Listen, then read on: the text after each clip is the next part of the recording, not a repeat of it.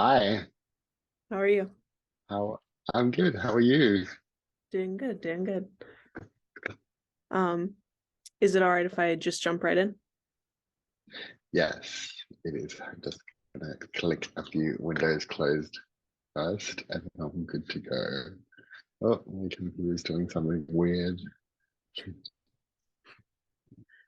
All right. Sorry, the little ball thing started spinning. All Oh, it happens all the time. right. Yeah. All right. All right, I'm good. So first off, I just want to get to know you a little bit better. How did you get into filmmaking? Oh, filmmaking for me was a strange path. I was working. I started my career, I guess, as a hairdresser. I left school and did a hairdressing apprenticeship because I was, gay in the late 80s, and that's what you do.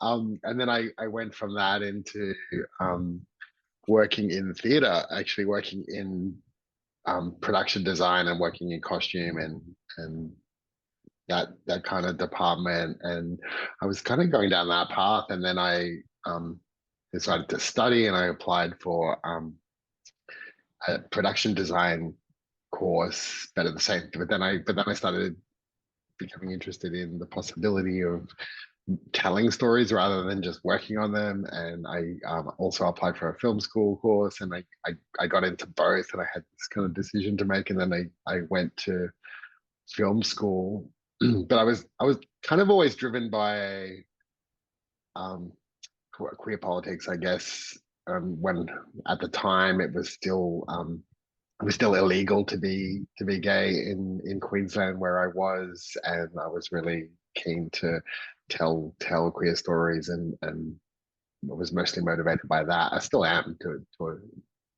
an extent. That's the kind of stuff I tend to write and explore. But yeah. So making came a little later to me, but once I was in it, I was in it. I was hooked. Nice, nice. So where did the story for Lonesome come from? Came from some of it's my own experience, some of it's experience of friends, it's stories that I've heard. It started um, as two separate stories.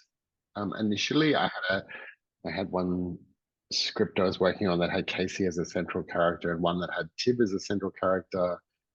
And then I met up with the producers from Breathless Films, and they were telling me they wanted to create a slate of indie projects, and asked me if I had any ideas. And I had a few half-formed ideas, and then I just had this light bulb moment of, well, what happens if I throw these two characters together? What would that look like? And I did it, and that just poured out of there. Really, it was really it was quite quick writing the script, and I felt like I knew the characters quite well by that stage. So it was just like offering a new landscape for them, really. Awesome.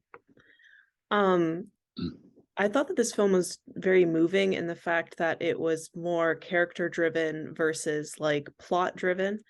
And I was just wondering Yeah, what inspired you to take that approach with it.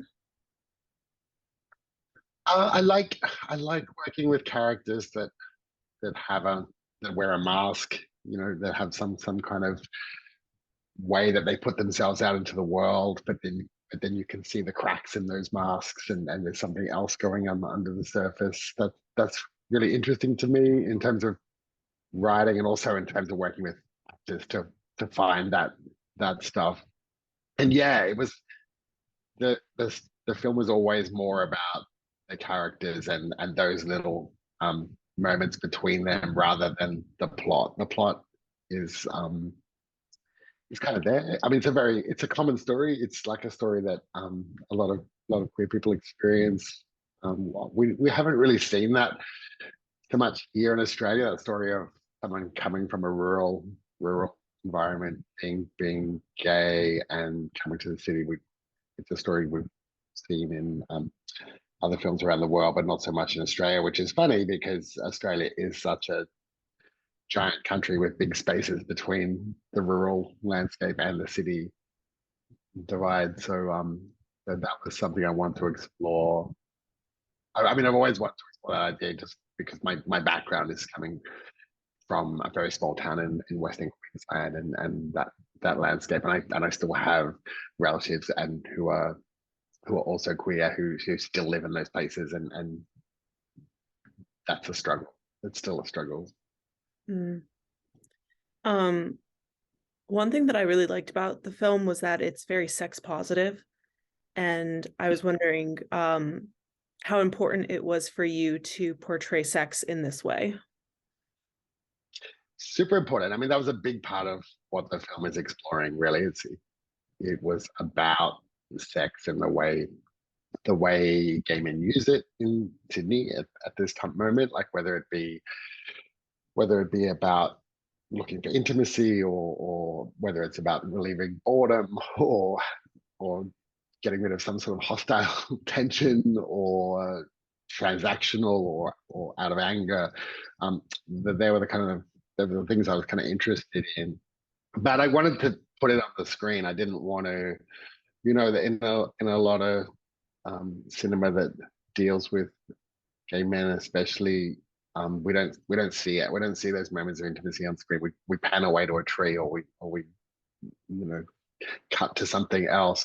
And I actually did want to explore the moments that happen in those interactions. So whether it be a random grinder hookup, there's still things going on in those interactions. There's Mhm. little power shifts, little moments of unexpected desire, and that was the stuff I wanted to explore. So we talked a lot about that um, when we were rehearsing and working with the cast. We had an amazing intimacy coordinator on the film who did a lot of work, making that a safe space to shoot, because there's a lot of sex scenes in the film. So we really did want the actors to feel comfortable and know what they were getting themselves into when they came onto the project. It was always there. It was there on the page in the script. It never really had a line of big print that said they make love. It was very explicit about what's going on, Mhm. emotionally, and what we're seeing at the same time. So it